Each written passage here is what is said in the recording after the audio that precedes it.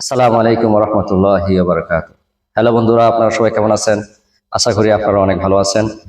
তো আমি অনেক আনন্দিত আপনাদের সামনে আসতে পেরে।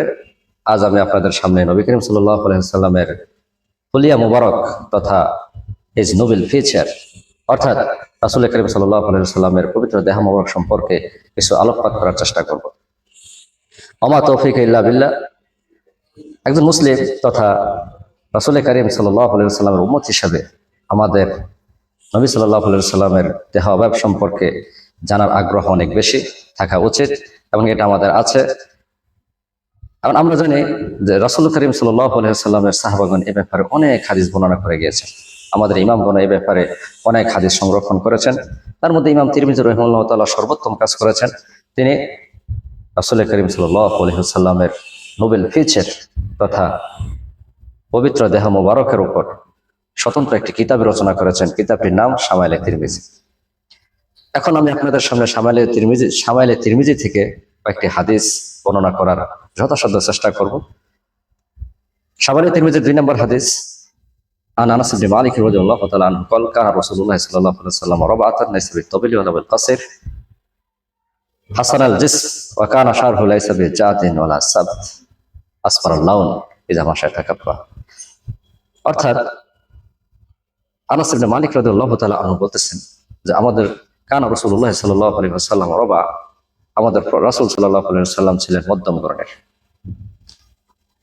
হি was the man of medium stature and লাইসা বিত-তাবিল ওয়ালা বিল-কাসির, অর্থাৎ তিনি একেবারে অতি দীর্ঘাকায় ছিলেন না এবং বামুননে খাটো ছিলেন না।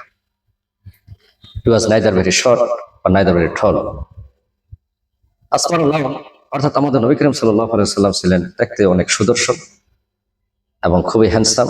আমরা বলতে পারি নবী করিম সাল্লাল্লাহু আলাইহি ওয়াসাল্লাম ছিলেন সুঠাম দেহের অধিকারী একজন সুদর্শন পুরুষ। ওয়া কানা শারহু লাইসা বিজাদিন ওয়ালা সাবত, that means his hairs were neither very straight nor very curl, it was slightly wavy. অর্থাৎ আমাদের নবী করিম সাল্লাল্লাহু আলাইহি ওয়াসাল্লামের চুল একেবারে সোজা ছিল না, আবার একেবারে কোকড়ানো ছিল না, বরং এটা ছিল ঈষৎ ঢেউ বিশিষ্ট। ইট ওয়াজ সো চার্মিং, এটা দেখতে অনেক সুন্দর এবং মানুষের নজরকে আকর্ষণ করে। নবী করিম সাল্লাল্লাহু আলাইহি ওয়াসাল্লামের চুল মুবারক এতটাই সুন্দর ছিল যে মানুষের নজরকে খুব সহজেই আকর্ষণ করত।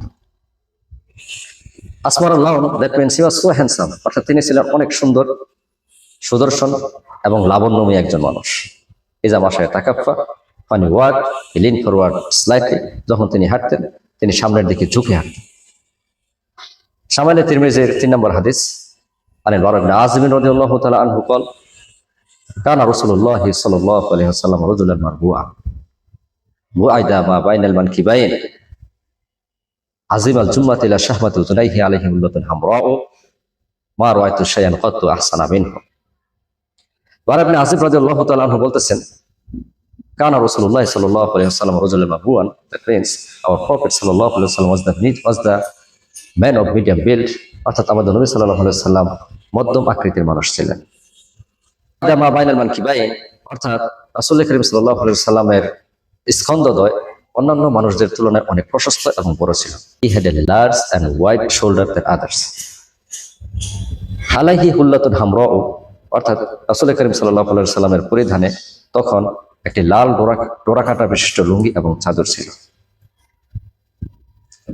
রাবি, অর্থাৎ বারা ইবনে আযিম রাদিয়াল্লাহু তাআলা আনহু এই কথা বলতে বাধ্য হয়েছেন, মা রাআইতু শাইআন কাত আহসানা মিনহু, অর্থাৎ I never saw anyone like him, more handsome than him, অর্থাৎ আমি নবী করিম সাল্লাল্লাহু আলাইহি ওয়াসাল্লামের চেয়ে অধিক সুন্দর আর কোনো কিছু কখনো দেখিনি। সুবহানাল্লাহ। শামাইলে তিরমিজির 5 এবং 6 নম্বর হাদিস, হযরত আলী রাদিয়াল্লাহু তাআলা আনহু থেকে বর্ণিত, আন আলী ইবনে আবি তালিব রাদিয়াল্লাহু তাআলা আনহু قال لم يكن النبي صلى الله عليه وسلم بالطويل ولا بالقصير شسن الكفين والقدمين ضخم راسه ضخم قرادسه طويل المسروبه اذا مشى تكفى كانما ينحط من سبب لم ارى قبله ولا بعده مثله।